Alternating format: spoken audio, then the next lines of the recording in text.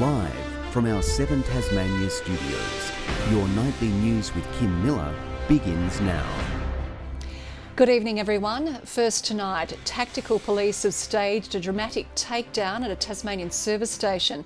Officers surrounded a man in his 20s as he tried to fill up his car with fuel, sparking a 30-minute standoff. Exclusive CCTV footage capturing the arrest. A Holden Commodore stops at the petrol pump at the Hadspen IGA just after midday, but this is no ordinary customer.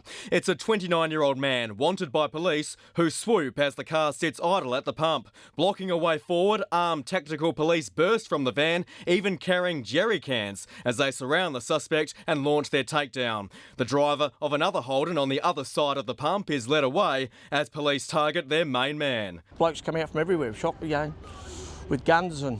yeah, they smashed his car to pieces and dragged him out. He's seen in custody when the van drives away, leaving the smashed sedan totaled at the scene. Oh yeah, she was on. Yeah, they had to go. Police haven't confirmed what the man was wanted for. Onlookers say there was a struggle between police and the man inside the vehicle as he tried to resist arrest. The entire ordeal took nearly half an hour. They got him out, mate, and threw him about and fixed him. Investigations are continuing into the service station sting, which took the tactical might of police. Tom Johnson, 7 Tasmania News.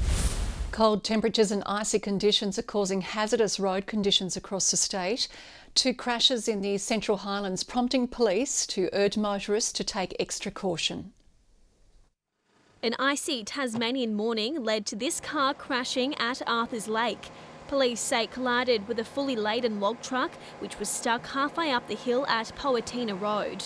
At the same time, another vehicle's come over the hill, and unfortunately, as soon as you try and brake in these conditions, you've got no control over your vehicle, and the vehicle that we can see over there is slid into the truck. The road was forced to close for several hours, while 2 occupants sustained non-life-threatening injuries. The airbags were deployed in the vehicle, and the front seat passenger received some injuries from that. And then when they got out of the vehicle, the driver, he's fallen over on the ice and he's sustained some injuries as well.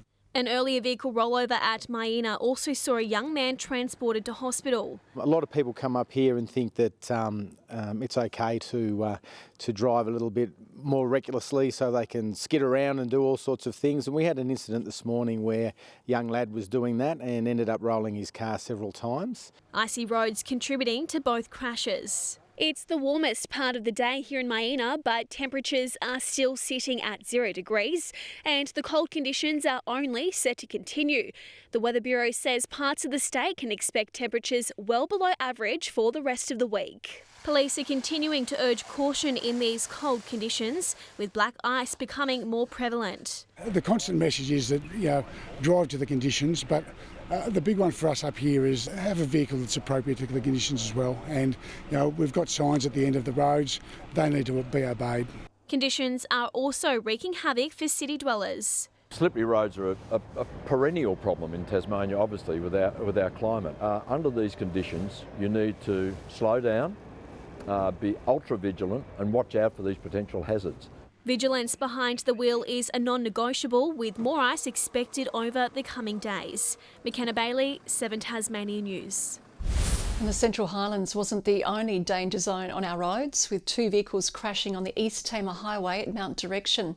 Meanwhile, an 86-year-old man ended up in a rivulet at Glenorchy after crashing through a barrier and flipping his car. The driver managing to escape uninjured. Police say the icy conditions are one of the biggest causes of problems on our roads. Wet roads, icy roads, they provide a slippery surface.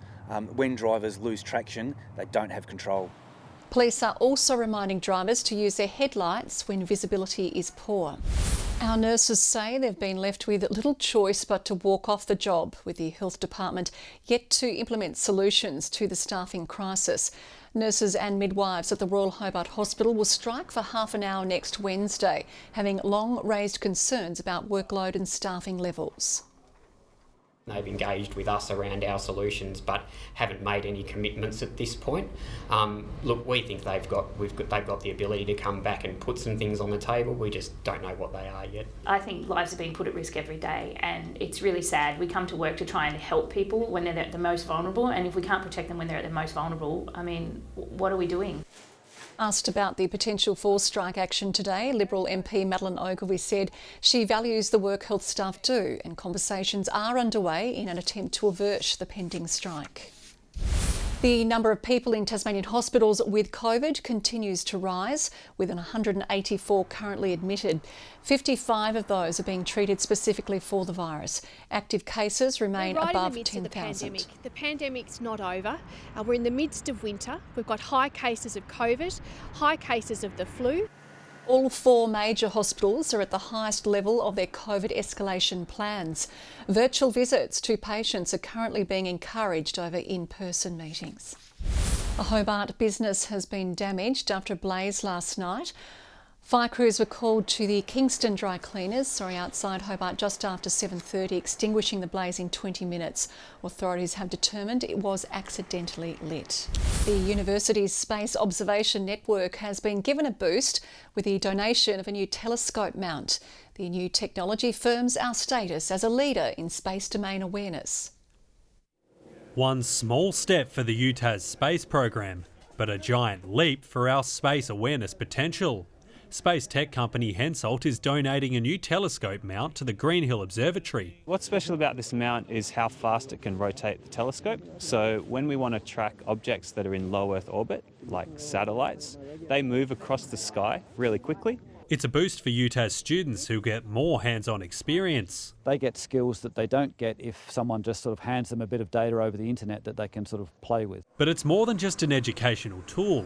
Tracking space junk, also called space domain awareness, is big business. The atmosphere has 6,000 active satellites and another 400,000 other objects. A lot can go wrong if there's a collision. One potential outcome is that we have a sort of cascading effect where one collision produces a cloud of debris that collides with other objects, and we end up with a debris cloud that's blanketing the Earth. And Tasmania is perfectly placed for monitoring. Our southern location means we can track more satellites as they orbit the Earth in a north-south direction. Then it continues into the investment that's been made by Tasmania over the last 40 to 50 years in space research and space infrastructure. This is one of 5 telescopes across Australia that form the Southern Guardian network. Hensoldt and UTAS say the data, which is fused together in Hobart, has commercial and defence potential. The space industry is worth about $40 billion globally. It's an important stream of revenue. We will see more investment come. The final frontier, firmly on our radar. Josh Duggan, 7 Tasmania News. An interactive performance will see dinosaurs coming back to life for 2 nights only. Children and parents today getting a glimpse into the creatures which roamed Earth millions of years ago. Turning back to a time before extinction. It looked so weird when it was right next to me. I thought it was just going to chop my head off. A monstrous turnout at the Tasmanian Museum and Art Gallery for the perfect source of school holiday entertainment. They brought out a whole heap of displays and artefacts around dinosaurs.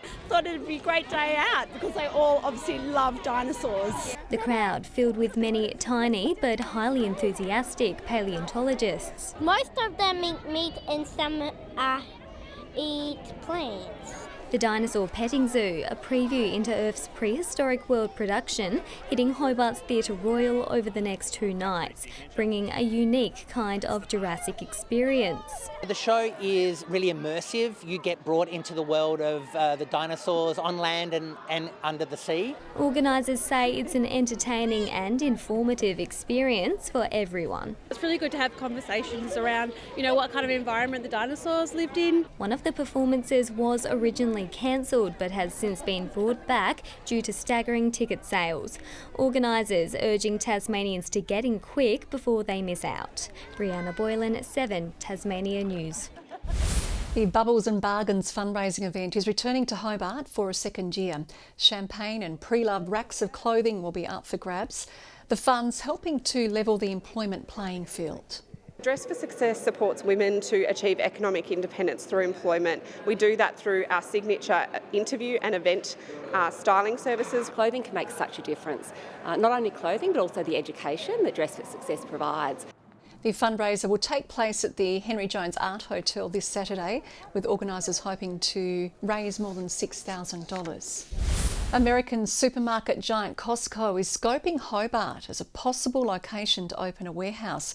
Managing Director Patrick Noon says the company is always on the lookout for new locations, but the company is yet to confirm a site. Costco has 13 locations across the mainland.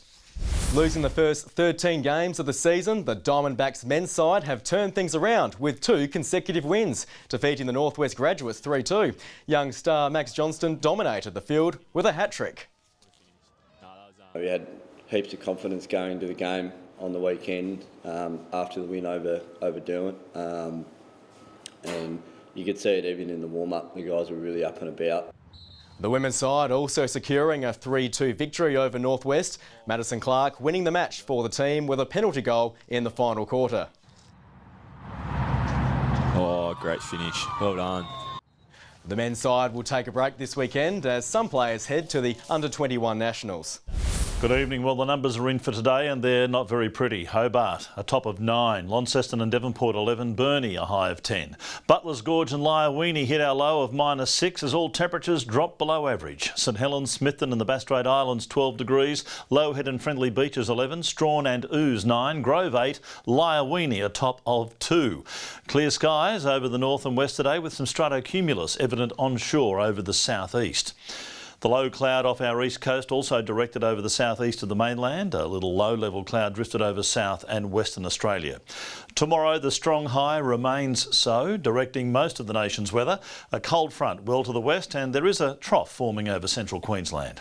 Winds ranging from 10 to 20 knot easterlies over Bass Strait to westerlies over southern waters at similar speeds with swells to 3 metres. Road weather alert for most of our roads tomorrow. Ice will make driving conditions dangerous. Here's the forecast. Hobart 2 overnight, 11 tomorrow, -1 to 11 for Geeveston, a partly cloudy day, 9 the top after a -5 in Bothwell. Launceston -3 to 12 the range. Devonport a morning frost, a sunny afternoon, 11 the high and top of 10 for Cressy. Burnie expecting a high of 11 degrees, 11 also for Strawn, 12 the top for Curry, but fine weather, just cold. 12 for St Helens and partly cloudy, sunny for Swansea, 11 the high for Orford. On Thursday, widespread frost, well that's a given, a fine partly cloudy day to follow, maybe a shower over the northwest.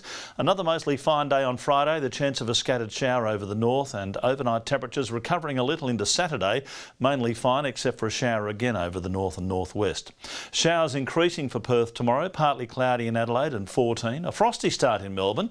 Showers forecast for Sydney and Brisbane. It's a cloudy 7 right now in Hobart. Launceston clear and 6. 3 degrees in Devonport and clear. What is clear to me, Kim, is tomorrow you'll not only need 1 puffer jacket, maybe 2. It's bone chilling. Got you loud and clear. Thanks, Murph. That is all your news for now. Thanks for your company tonight. Good night.